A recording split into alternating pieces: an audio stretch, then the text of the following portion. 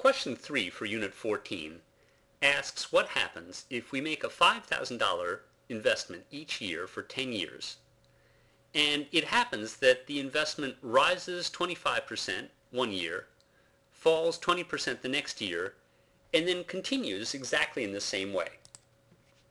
Let's find out. Here's a $0 starting amount. Each year we'll be adding $5,000.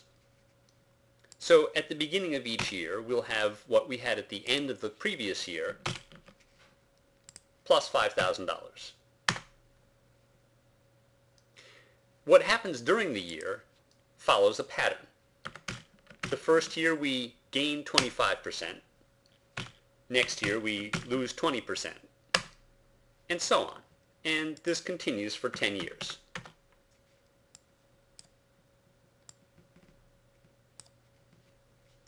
If we like, we can just continue typing 25%, negative 20%, and so on. But it's easy to copy and paste. Here's how we do it. Select a range of cells to copy, type Control-C, select a cell to paste, and hit Enter. Try it again. Select a range, Control-C, select, and Enter. And finally, for the last rows, select, Control-C, select, and Enter. The rest of the calculations are easy. At the end of the first year, we have the $5,000 that's in the bank, plus the rise for that year, which is 25%. Since we did not use absolute addressing, note no dollar signs at E4, this will change the next year to use this figure of negative 20%, and so on. So here's our answer.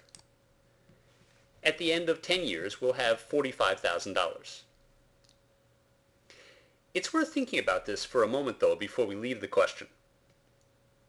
We put in $5,000 each year for 10 years. That is, in all, we put in $50,000. But we end up with less than that amount, only $45,000. Why is this? It's a little surprising because, after all, we go up 5 years and down 5, but we go up more than we go down. There are two reasons. One is that positive percentages and negative percentages do not exactly balance. For example, if we have $100 and go up 50%, then we have $150. But if we then go down 50%, from $150, we have only $75. Taking $100 and going up 50% and down 50% doesn't get us back to $100. It gets us to something lower. So, in fact, the small negative percentages are more important than the large positive percentages. The last point is that the order matters. This percentage here that's subtracted off is subtracted from a large amount. It's the largest amount there is, the one after we've invested all our money. By contrast, this 25%, although it's a large positive amount, affects only a small amount of money, $5,000. For both of these reasons, it's possible that in a real investment, we can have large positive gains, relatively smaller negative gains, and end up with a negative result.